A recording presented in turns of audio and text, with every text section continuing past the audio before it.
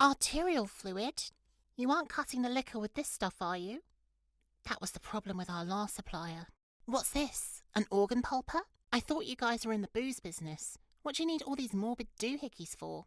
Well, we're in the death business too. There's some amount of overlap. What's this? A bloodsucker? Yes. Bobby, what sort of trouble are you dragging into the house now? Roadkill. Mwah. Courtesy of your brother. Trifling problem, though. My trade requires this to be rather more dead than it seems to be. It keeps bleeding. What's the poor thing doing down here then? I didn't want to ruin a parlour upholstery.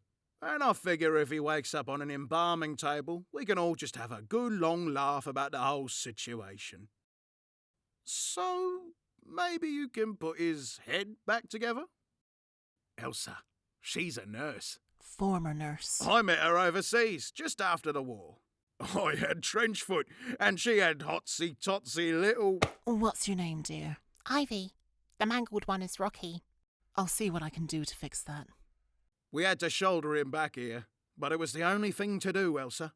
It seems we have a pair of Lackadaisy emissaries on our hands. The ship went down with the captain, last I knew, but she says Victor Vasco sent them. Victor? Really? Why didn't he come himself? How is he? Well, better than this one at this very moment, but slightly indisposed, you could say. I still don't understand. Why would he send, Maybe because I do such a good impersonation. The reason actually is because I'm a Pepper. Ruby Pepper's girl. My dad and Atlas go way back, you know. When I was a kid and my dad had some business with Atlas, he sometimes sent me along to St. Louis, to the Lackadaisy. It was like being royalty. Everyone was so nice to me. I guess because Atlas was my godfather. Anyway, now I'm grown. I've decided to stay there. I see. Well, I am sorry for what happened to Atlas. He was difficult to read, but he always had a mild, soft-spoken way about him. Soft-spoken and positively Machiavellian. It was a no-holds-barred situation when he had Victor and the other one along. Who? Mordecai? When were they all here? Many times, especially in the early days when Volstead was the newest craze and Atlas was carving out a foothold. Contrarily, our post-mortem services were a bit slower to catch on in the wild. Profit was a pittance, but all Atlas saw was the halo of potential. See, these hinterlands are doubly blessed with a dearth of law enforcement and an MKT rail depot. Atlas, likely with the aid of your dad, did some string pulling to make sure the train arrived burdened with bottles. Old log cabin Cuban rum. The real McKay's. I'd bet it's paying for that higher education of yours now.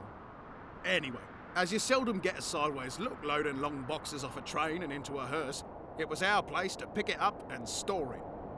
For a broker's percentage.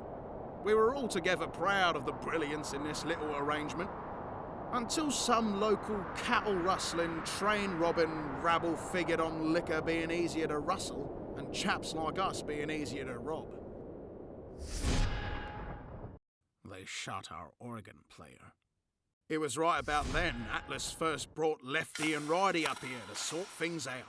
They just sat themselves down at the one general store in town and played chess until, inevitably, one of those roughnecks showed up, needing supplies. We was understandably reticent concerning the whereabouts of his mates, but discovered he had a good many things to discuss from the interior of a preoccupied pine box. It would probably be in your better interests to stop screaming and start enunciating, while we can still hear you. That's when things got really interesting. It turned out this lot was playing cowboys and gangsters with some boys from the city, peddling to them what they stole from us. This city gang, some Sicilians or something. Well, Atlas happened to know they were in the midst of a turf war with a then blossoming establishment you might know as Marigold. And there was this lodge up in the hills here where... Don't tell her these awful stories, Bobby. It's a bloody good story. Besides, she almost blew us away earlier. I mean, You know what's what, don't you? Yeah, of course I... Tell me more. After that, Mordecai followed Atlas back to the city like his ferocious little shadow. At the Marigold Room, Atlas busied himself leveraging goodwill with an old acquaintance among the management, as well as indulging some personal interests. I do believe that's where he met his wife. Victor stayed with us a while, accompanying us on pickups, and keeping that one eye on things around here, in case we had any trouble with lingering loose ends. What trouble we had was little trouble indeed. The Reverend and I For are... the love of... Stop talking! Well, you'll do business with us again then. No! Good no! God, no! Since Atlas departed us, we've had a new buyer. I'm afraid they rather insist on their exclusivity. Marigold. Yeah, and whatever's given them the nervous twitch lately is making me nervous. First, I hear they've taken up some aggressive spring cleaning, and they start skulking about here, squinting at us with more eyes than usual. So, matter of policy, unless you're here for an honest-to-goodness funeral, we've got naught to do with it. Hence the slightly overzealous vehicular acrobatics. We can't do business for nostalgia's sake, small child. Well, if not for nostalgia, how about amends for this? What? Didn't I just... Were you listening? Besides, look at him. He's good as new. He looks precisely like he got hit in the face with a hearse. And what would Victor think of this? The grievous wounding of his dear beloved protege. What? You broke him. Will he ever talk sense again? I know on top of your other troubles, the last thing you need is an enemy like Victor. But I'm not sure he'll let this go unanswered. Put your head back down. All right. In the spirit of friendship and duress, we'll discuss the possibility, Grudgingly, of a very minor arrangement. evil incarnate. Before you get lost in negotiations, perhaps you can accompany me upstairs for a moment, Miss Pepper.